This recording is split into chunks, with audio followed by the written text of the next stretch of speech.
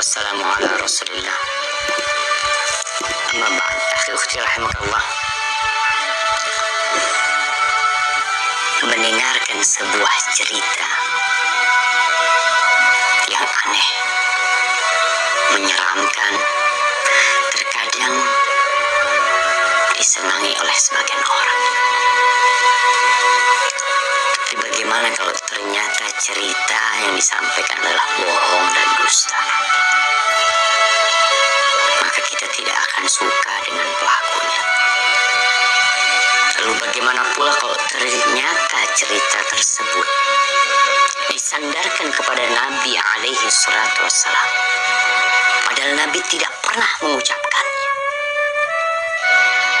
Kalau di negeri kita sekarang pemerintah sedang memerangi hoax, dusta, maka para ulama umat Islam sejak dahulu kala memerangi dusta atas nama Nabi alaihi salatu wassalam.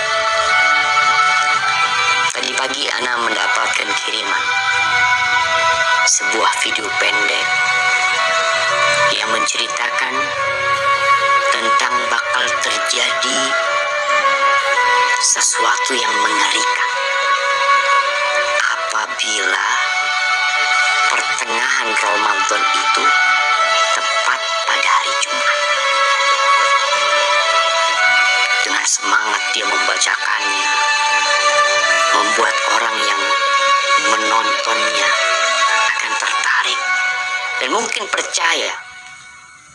Dan memang dusta apabila diulang-ulangi, disebarkan, terkadang bisa menjadi sesuatu yang diyakini oleh manusia kebenarannya, padahal itu hoax.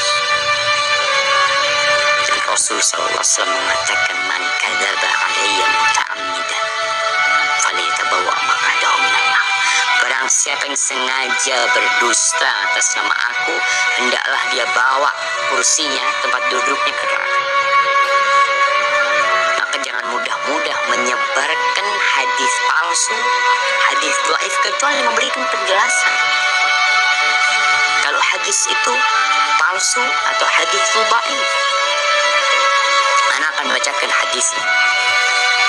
Ani bin Mas'ud, dari Abdullah bin Mas'ud radhiyallahu taala anhu qala Rasulullah sallallahu alaihi wasallam, Rasulullah sallallahu alaihi wasallam bersabda, padahal Nabi tidak pernah menyabdakan, idza kana sayhatun fi Ramadan fa innahu yakunu ma'ma'atun fi Syawal wa tamyizul qaba'il fi Dzil Qa'dah وتسفك الدماء في ذي الحجة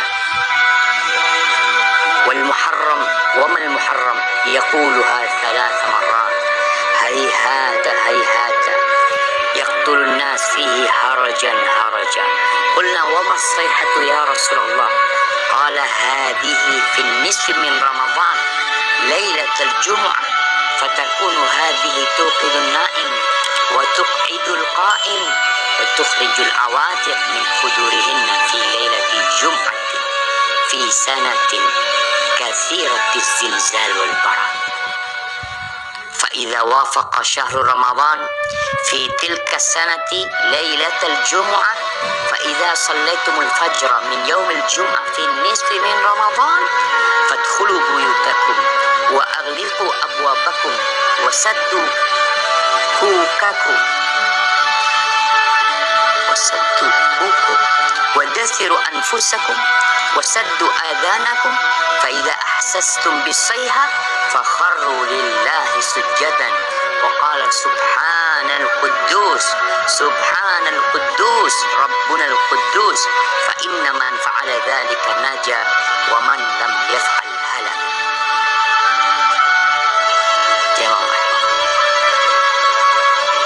Ramadan tahun ini, tanggal 15 Ramadan, insya Allah hari Jumat. Ini yang menyebabkan penyebar hadis ini, karena hadis ini seakan-akan akan berlaku tahun ini.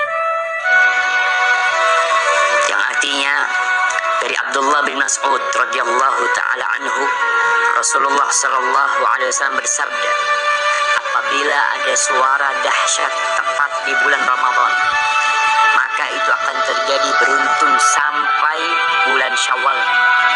Banyak di antara golongan manusia lebih memisahkan diri, mereka bergerombol-gerombol di bulan Dzulhijjah. Pertumpahan darah banyak terjadi di bulan Dzulhijjah tersebut.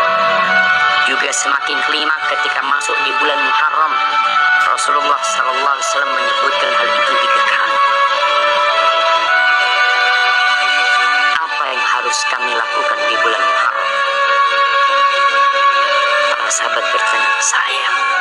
Sungguh sayang, kata beliau. Mereka tidak mengetahui dan apa yang harus dilakukan di bulan Muharram. Saat itu di antara manusia banyak yang saling membunuh. Apa suara dahsyat itu ya Rasulullah? Sahabat bertanya kepada Nabi SAW. Suara keras itu adalah mulai terjadi di pertengahan bulan Ramadan yang bertepatan di malam Jumat. Suara dahsyat itu mengagetkan orang-orang yang sedang tidur, menjatuhkan orang yang sedang berdiri. Segala benda terhempas jauh keluar dari tempatnya, atau para wanita yang masih gadis akan keluar dari kamar-kamarnya. Malam Jumat pertengahan Ramadan itu terjadi goncangan dahsyat dan cuaca sangat dingin. Banyak sekali terjadi gempa, banyak sekali yang seperti yang kita lihat lah, gempa di mana-mana mungkin. Kemudian apabila bulan Ramadan itu tepat di tahun itu dan kalian sedang melaksanakan sholat subuh malam Jumat di pertengahan bulan Ramadan tersebut, masuklah ke dalam rumah, kuncilah pintunya, tutuplah kepala kalian, lindungi tubuh kalian dan tutup telinga kalian. Apabila kalian merasakan suara dahsyat, bersyukurlah, sujud.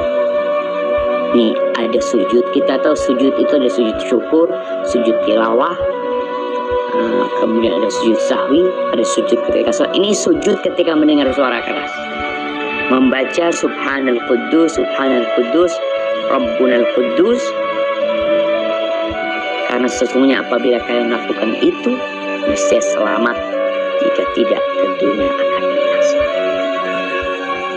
Ini tersebar jemaah di beberapa tulisan. Ini ambil dari beberapa tulisan yang ada di internet. Kemudian video itu juga telah tersebar, yang disebarkan oleh entah siapa yang menyebarkan hal itu, menyebarkan hoax. Kita lihat sekarang bagaimana hukum hadis ini.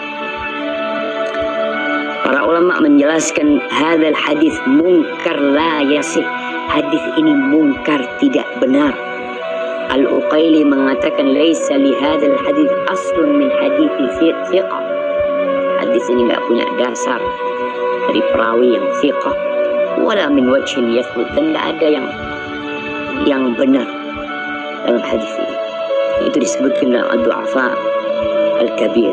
Dan Ibnul Jauzi mengatakan hadis ini hadza haditsun maudhu. Hadis ini palsu atas nama Nabi SAW. Kemudian Syekh Albani mengatakan maudhu'un, hadis ini palsu, diriwayatkan oleh Nu'aim bin Hamad dalam kitab Al-Fitan. Dan Al-Imam Al-Zahabi mengatakan qultu dza maudhu' wa maslama saqit matruk. Ini hadis palsu, perawinya ada yang matruk, yang dituduh berdusta, ditinggalkan. Lalu kita meriwayatkannya, menceritakannya kepada umat, menyebarkannya atas nama Nabi SAW. Nabi bersabda, padahal Nabi tidak pernah menyabdakan hal itu. Jamaah, ma min qaul, tidak ada satu ucapan yang keluar melainkan ada raqib, ada atid. Ma yalfidu min qaulin illa ladaihi raqibun atid. Akan ada yang mengawasi mencatat. Tapi mungkin sebagian mengatakan, Ustaz kan boleh meriwayatkan hadis dhaif, kan ada ulama yang berpendapat seperti itu, kan ada khilaf di antara para ulama. Nah, anak akan sebutkan para ulama yang membolehkan meriwayatkan hadis dhaif. Yang pertama, mereka mengatakan ini dalam fadailul a'mal. dalam fadilah-fadilah beramal, bukan dalam menceritakan hal yang gaib, yang mana itu berkaitan dengan akidah seorang hamba nanti. Boleh mengamalkan hadis-hadis gaib dalam fadailul a'mal dengan catatan 3. Yang pertama, hadisnya tidak terlalu dhaif, kalau yang tadi palsu. Yang kedua, hadis ini masuk dalam kaidah umum. Yang ketiga, tidak boleh meyakini ketika mengamalkan bahwa itu dari Nabi alaihissalatu wassalam. Hanya orang ini hati-hati mengamalkannya. Maka hadis palsu, hadis yang dhaif sekali tidak boleh. Kalau antum mau menyampaikan sebuah hadis yang dhaif, sampaikan kalau ini dhaif, kalau ini palsu, agar orang paham dan mereka tidak tertipu dengan apa yang kita sampaikan.